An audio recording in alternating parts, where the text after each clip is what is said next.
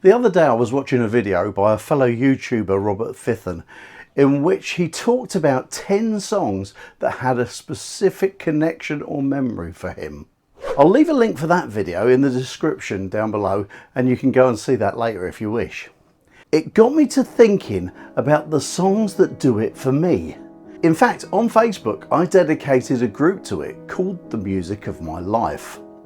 In this video I'm going to unveil 10 of the songs that have been part of my record collection, which every time I hear them takes me back to a place and time in my life. Let's jump in with the oldest song I'm going to be talking about. This one wasn't originally part of my 10, but having sat down to watch the musical The King and I the other day, I was transported back to 1965, the summer my mum and dad had our first summer in the Somerset seaside town of Burnham-on-Sea with our arcade on the seafront. My dad used to pipe music through the arcade to keep people playing on the machines. Most of the time he'd play the popular albums of the time, so it could be albums by the Beatles such as Help, which came out that summer, or Beatles for Sale. He'd also play albums like The Shadows' Greatest Hits and albums from the likes of Frank Ifield and The Seekers. The problem with that is that you get a load of teenagers in the arcade who, instead of spending money on machines, would congregate and listen to the music while leaning on them. This meant that the people who wanted to play on the machines couldn't. And so, instead of Dad having to go and keep moving the teenagers out, he'd go into the back room where the music was played from and he'd turn off the pop albums and put on a reel-to-reel tape with music on such as Max and Ted's Hits of the 20s or the soundtrack of The King and I.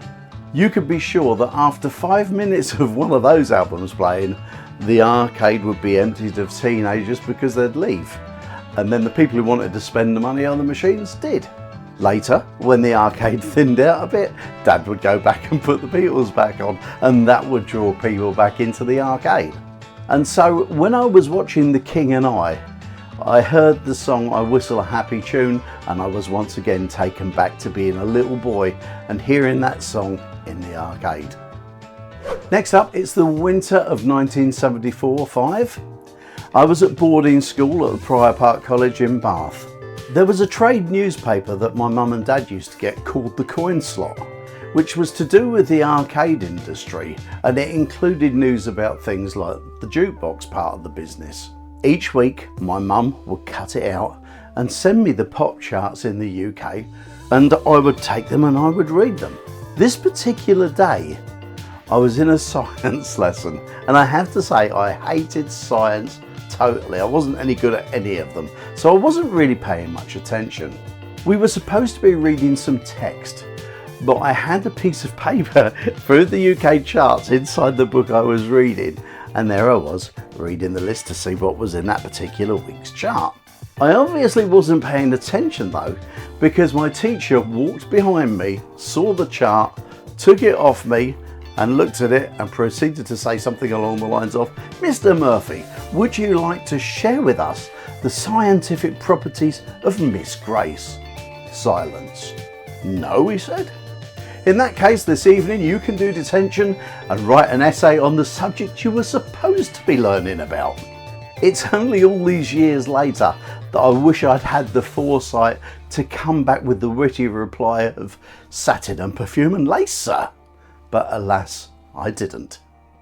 In the winter of 1977, we were stopping in the Showman's Yard at Farnborough, and I got myself a winter job in a little town called North Camp at a shop called Rumble's Cycle and Radio. An odd pairing, I'd agree, but they were actually two shops in the same parade. Mr. Rumble was a kindly old man in his late 60s, I would have thought. I went for an interview for the job and explained my background and that I would only be there until Easter. I didn't expect to get the job, but surprisingly he gave it to me even though he knew it would only be for a temporary period. I was to work in the electrical shop where they sold white goods such as fridges and freezers. They also took in electrical jobs to repair, but the part of the job that I was interested in was the selling of music centres. You know what I'm talking about, a record player and a built-in cassette recorder with a radio, as well as 2 separate speakers. I was in my element. They probably had 10 to 15 different models, and Mr. Rumble told me to get fully acquainted with each model, use them all and learn about the good points of each one and how it worked and what the best features were and so on. He then told me that when somebody inquired about a music centre, my job was to find out what they were looking for and then explain to them the best things about the models that I was pointing out towards them. He said my job was to find their need and fill it. A valuable lesson to learn. Every day the shop would close for a dinner break between 12 and 1, and during this time I made the most of being able to play with all these music centres. I would bring in records from home and spend the break making up cassettes, all under the guise of getting to know about each music centre. On the days that I didn't stay in the shop during the dinner break, I would go to a little record shop in one of the neighbouring streets. There I would go crate digging and I'd buy loads of records which I'd end up recording in the shop. One in particular reminds me of this time. I bought an LP by Santa Esmeralda featuring Leroy Gomez called Don't Let Me Be Misunderstood. It's had an almost 16-minute long version of the Animals hit of the same name. It was done in a flamenco style disco mood and it sounded stunning. It was on one of those music centres that I recorded the song onto one of my compilation tapes that I was making up. I still play the album now and again, and when I hear that song, I'm 17 again, recording it and getting paid to do it. It's now the end of 1977 and we've moved to the Dorset town of Weymouth and I've got a job DJing in a nightclub. I was 17 and having the time of my life. It's the end of the summer and now all the tourists have gone, the owners are doing other events to keep the club going. I will never forget a gentleman's evening that the club was having. I had no idea what it entailed until the night itself. I went into the work as usual and was introduced to a woman in her 30s called Mandy who had some albums under her arms. It turns out that Mandy was a stripper and the albums contained the music she wanted to strip to. I was young and very excited. There was a problem though. One of our double decks wasn't working properly and was only playing songs at 45 RPM, which is the speed of a single. It meant that I couldn't play the middle song, Cockney Rebel's Sebastian, from her album. However, I did have the single Mr. Raffles Man, It Was Mean, and on the B-side of it was a live version of Sebastian. Now there was a problem for her as the song was about 6 minutes long as opposed to the 3-minute version on the LP. It was also a bit slower than the one she knew. I played it for her and she said it was okay, it would do the job, she'd find a way of filling in the time. Like I said, I was 17 and that night my eyes were truly opened by the antics Mandy performed in that room during her act. I was wet behind the ears teenager who got more than an eyeful of this lady, and so whenever I hear this song, those memories come streaming back. We now flash back to the spring of 1978. I've got to say, there have been some odd moments in my life that I've savoured and just loved for no real reason. Let me give you a quick example. I'm stopping with my sister Pearl and brother-in-law Billy at a fair in Enfield on the outskirts of London. They're open with their arcade on the fairground. I'm 17. Mum and Dad have already gone to Great Yarmouth where they're going to spend the summer selling seaside gifts from the front of my Uncle Kenny Crow's arcade. I'm staying with Pearl and Billy until about Whitsun time, and then I'll be heading up to Yarmouth as well. But for now, I'm passing my time with friends and I've got no responsibilities. It's a Saturday afternoon and I'm walking out the arcade. I turn right and I'm walking alongside Uncle John Bedell's Dodgems. And as I'm walking by, they've got the Blackbirds Walking in Rhythm playing.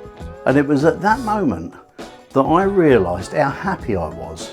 There was no reason for it at all, but I suddenly became aware of how much I just loved my life at that particular time.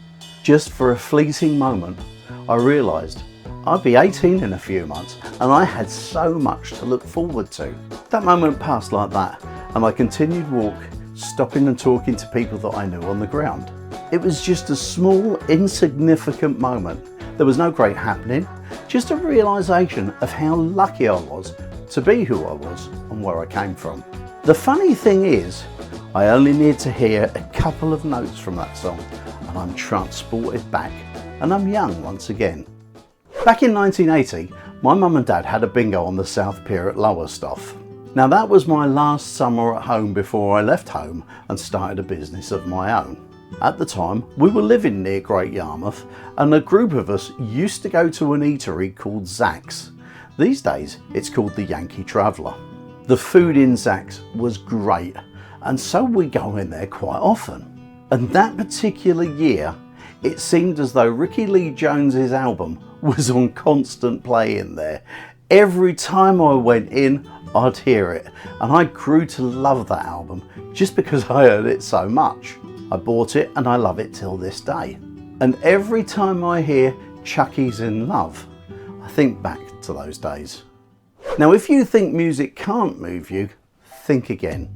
Every time I hear this next song, within 10 seconds of it, it starts taking me back to a journey to Pevensey Bay from Bedford on the day my Uncle Henry Turner died. I know you shouldn't have favourites, but my Uncle Henry Turner was mine. Everybody loved him. He was a man's man, strong and tough as could be, but he had a heart of gold. He loved all the kids on the fairground and we all loved him. He died unexpectedly, aged just 57, and as I drove down there that day, I had the radio on but wasn't really taking notice of it. Kylie Minogue's Wouldn't Change a Thing is the only song I can remember from that drive. Why does it stay in my memory? Because I remember thinking when I heard it that day that if there was ever a man you wouldn't change a thing about, it was him. And every time I hear that record, even to now, I get choked. My mum and dad used to have 3 suitcases full of photos, and after I got married, we'd often go to visit them and we'd get the photos out and mum would tell me stories about each of the photos and the people in them. In the winter of 1993, on a visit to my mum and dad, I asked if I could take the photos home as I wanted to make a video with all of them on. I brought them home and over a period of about a month, I set up a video camera and filmed each photo for 7 seconds, added them all together and made a video. When it was all done, I added a music soundtrack to it featuring songs from the 50s and 60s. The very last song on the video is Percy Faith's Theme from a Summer Place. And as the song came towards its end, the last photo on the video was a photo of my mum and dad all dressed up before they went to an event. My mum and dad loved that video, and whenever somebody came and visited, they got the video out to show it to them. I'm glad I did that for them, because in the May of 1994 my dad had a heart attack and died. And every time I hear that piece of music, that photo of my mum and dad comes to mind, and I'm reminded of how much my dad loved that video in the last few months of his life. For the next one, I want to rewind to the summer of 1978 for a moment. I spoke earlier about stopping with my sister and brother-in-law before going to Great Yarmouth. When I got there that summer, I worked in the pleasure beach looking after the paratrooper ride. I used to have a cassette player in the paybox of the ride, and I played some great disco albums which were the big thing at the time, including a Motown compilation that had some fantastic songs on it.